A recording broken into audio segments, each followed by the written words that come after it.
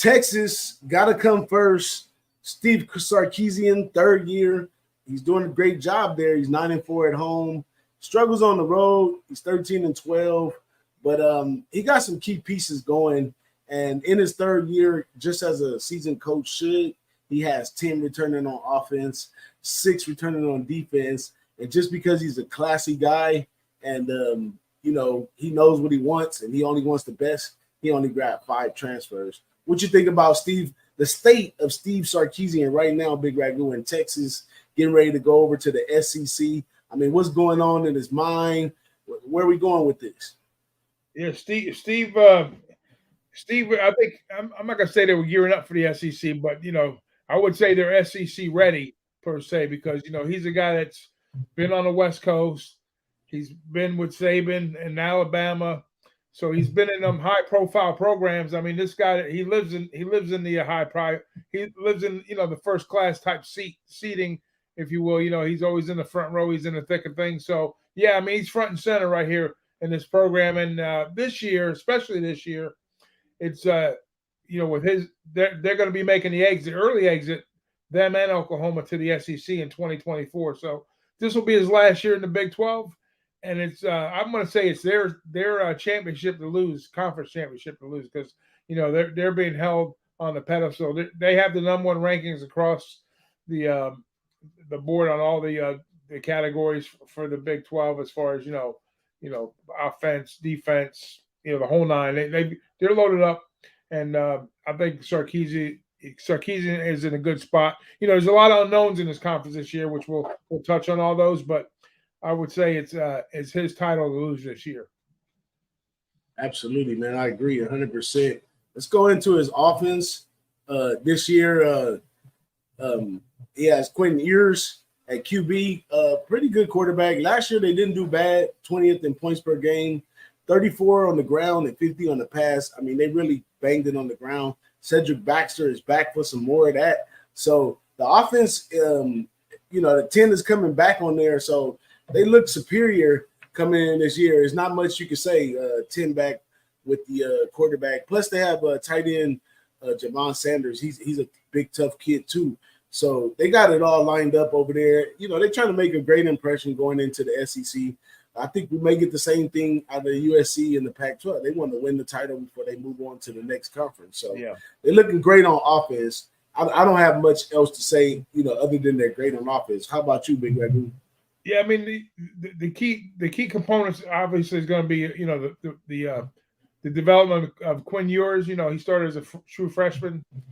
And then he's kind of, going to carry the torch on the quarterback. And then we're going to look at Xavier Worthy as a first team. I was going to say SEC. Listen to me. First team Big 12 wide receiver.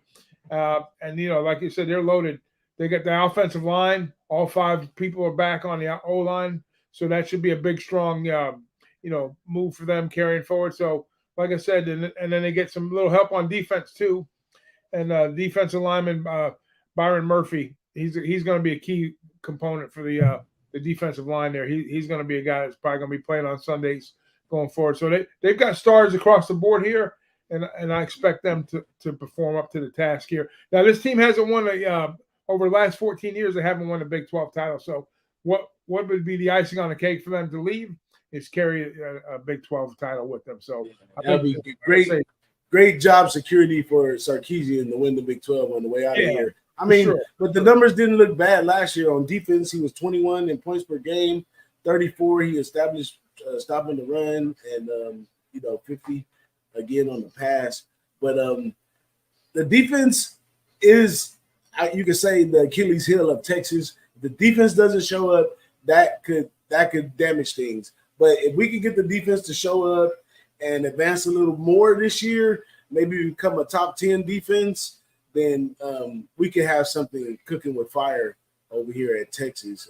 And I like it. You know what I'm saying? Yeah. Now, as far as the season totals are at 9.5. Only trouble I do see is, once again, they put Bama back on the schedule. They have to go to Baylor. Of course, they got to play Oklahoma, and then also Iowa State, who could be a little tough. You see any flaws? What do you think about the season win total over 9.5? Yeah, I say very doable for them here.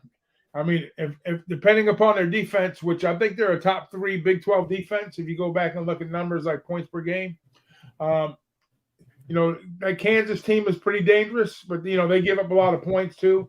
So I mean, outside of everybody that's in the division, maybe K-State at home, to get over the hump there. Not a real prolific offense, but a pretty darn good defense there. Iowa State's always going to compete at Iowa State, and of course Alabama. So if they get tripped up one or two along the way outside of Bama, then they struggle. But if they get by, if they avenge Bama, which that's a game they should have won last year, then they smooth sailing for them. I think for that 9.5 over the total. But I like what I like about the Sarkisian in rolls, which we're not going to get a lot of home dog rolls this season probably, but 2-0. Road dogs 0-3. So remember that. So they're going to Alabama. So you want to circle that on the calendar. And then out of conference, their money 5-2. This is Sarkisian's number, by the way, not Texas. So as a head coach, road dogs 0-3, and out of conference 5-2. Yeah, and just to show a little other side of the table, I think the Texas game's a little overhyped, even dragging it into this year. Last year has nothing to do with this year. Of course, however they felt about it, but they lost the game. I don't think that has a great impact on the game itself, the team itself, or anything. So I kind of scratched that one off. It is what it is. They lost it's even worse that you lost such a close game. I mean, it's not a conference game, but it has, it could have playoff implications down the road if this team gets to the Big 12 championship and they're one of those bubble teams, Oh, absolutely. Convincingly, so they're going to have to win some convincing games. And absolutely. Like I said, yeah. I get it. It's going to carry some weight going forward. Yeah.